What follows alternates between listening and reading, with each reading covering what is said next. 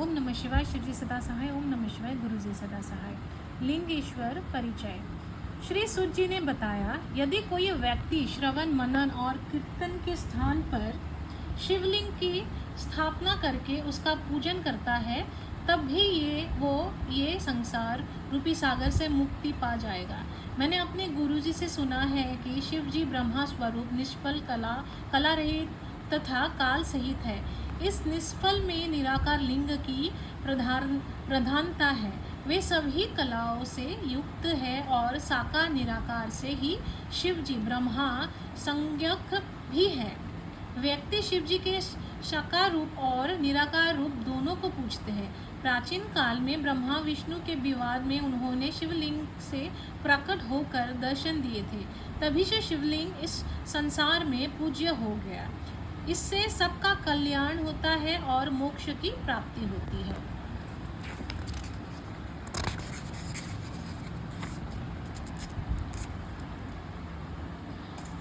ब्रह्मा और विष्णु का विवाद।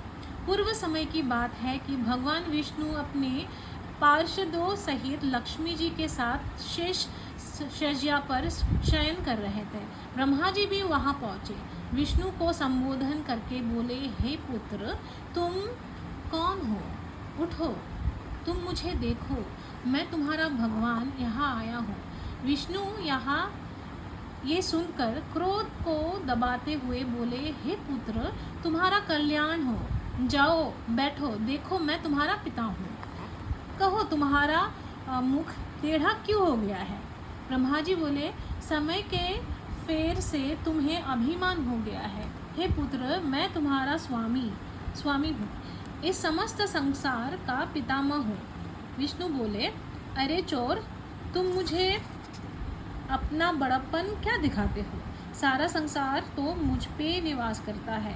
तुम मेरे ही नाभि कमल से उत्पन्न हुए हो और मुझसे ही ऐसी बातें कर रहे हो।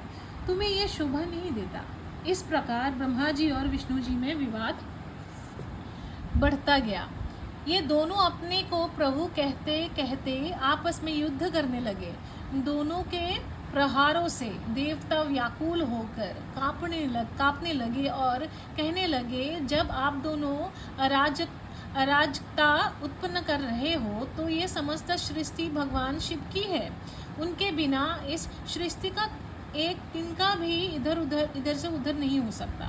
अतः हम अब सब शिव शंकर के पास चलते हैं। इतना कहकर सब देवता वहां पहुंचे, जहां महादेव जी पार्वती जी के साथ सभा में मणिमय सिंहासन पर विराजमान थे।